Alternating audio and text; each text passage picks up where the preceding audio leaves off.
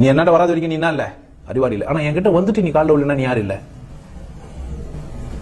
நீ அறிவாளி இல்ல. ஏன்னா ஒரு பொருள் உனக்கு கிடைக்காத பட்சத்துல நீ சாடாம இருக்கிறது தப்பு இல்ல. ஒரு பொருள் உனக்கு கிடைக்காத பட்சத்துல சாட, ஒரு பாதை உனக்கு தெரிஞ்ச பேர் போகாம இருக்கிறது, இதுதான் பாதைன்னு தெரிஞ்சிச்சு. அப்ப நீ பயணம் செய்யாம இருந்தா, இது வரைக்கும் உனக்கு பயணம் தெரியல, சிக்கலா இருந்தது, கண்ணை கட்டி விட்டாங்க காட்டுல, இருண்ட காட்டுல வழி தெரியாம தெரிஞ்சுன்னு, அப்ப தப்பா? தப்பு இல்ல. நல்லா வெளிச்சம் போட்டு, லைட்லாம் போட்டு, ரோட்லாம் போட்டு, மார்க்லாம் பண்ணி, லேண்ட் மார்க்லாம் பண்ணி, இந்த பக்கம் தான் ஃபிகர் விடுக்குதுன்னு சொல்லி போட்டு வச்சுக்கிட்ட போல நீ ஆமலையா சொல்ல. நீ கொஞ்சம் தளர்வு இல்ல, நிறைய தளர்வாகணும் சரணாகதிக்கு. ஒரு குரு கிட்ட சரணாகதி அடைய முடியாத நீ இறைவனிடத்துல எப்படா சரணாகதி அடைவ?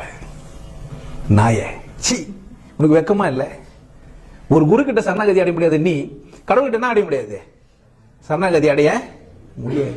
இப்படி எல்லாம் பண்ணி உனக்கு நடக்கிறதுக்கெல்லாம் போட்டு அழகா பண்ணி, லேண்ட்மார்க்லாம் பண்ணி, ஹீரோ மார்க்லாம் போட்டு, பல இடத்துல இது இருக்குதுன்னு சொல்லி, 5ஆம் நம்பர் வீட்டுல அது இது, 4ஆம் நம்பர் வீட்டுல இது இது, 3ஆம் நம்பர் வீட்டுல இது இதுன்னு கூட சொல்லி அமைச்சுக்கிறான். எல்லாம் சரி சார், இப்ப நான் ஆம்பளை இல்லை, என்ன பண்றது? அப்படி என்ன அர்த்தம் தான்?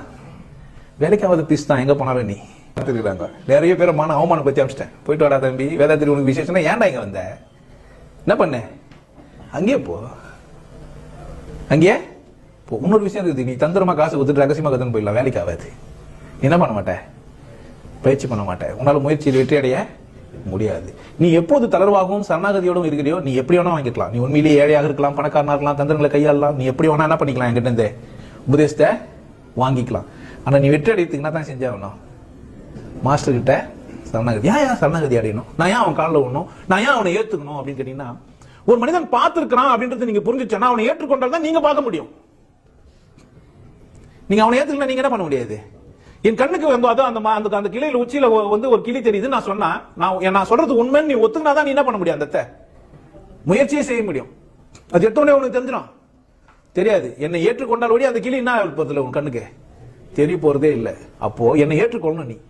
நீங்க என்ன நேரில் இருக்கிற ஏற்றுக்கொள்ள முடியல, புக்கு மட்டுமே ஏத்துக்கணும். நான் அவங்க என் குருவே சிவவாக்கியன், நான் பேசுறதுக்கு, கால் ஊறதுக்கு, தொடர்றதுக்கு, கட்டிப்பிடிக்கிறதுக்கு அளவு பண்ணி நான் சந்தோஷப்படுறேன். நான்சென்ஸ். அதை விட்டு தூரம் நின்னுக்கிற உன்னை விட ஒரு முட்டாள் இருக்கிறானா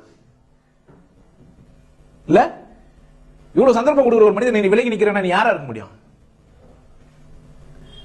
உனக்கு சரணாகதி நான் எப்படி சொல்லி புரிய வைக்க? இதை விட அசிங்கமா சொல்லிட்டீங்கன்னா, நீங்க மனைவி இடத்துல சரணாகதி அடைவீங்க எப்போ நீங்க ஆண்மை ஏற்று போறீங்களோ அப்போ. ஒரு பெண் கிட்ட ஒரு ஆண் எப்போ சரணாகதி அடைவாரு? தன் இயலாமை. நானா சொல்றேன், முதல்லயே போடா, போகும்போதே அம்மா நீ தான் எனக்கு விசேஷம் சொல்லி பாடுற, நல்லா இருப்ப. அந்த பெண் அப்படிதான் அந்த ஆண் கிட்ட போனா எப்படி இருக்கலாம்? ரெண்டு பேருமே அந்த மாதிரி பரஸ்பரம் இருந்தா எப்படி இருக்கலாம் நீங்க நினைக்கிறீங்க? உங்களை விட ஒரு கொண்டாட்டமான மனிதன் இருக்க முடியாது இந்த உலகத்துல. உங்களோட ஒரு கொண்டாட்டமான மனிதன் இருக்கு. எதையும் ஏத்துக்கிற பக்கம் உங்களுக்கு வந்துருச்சு.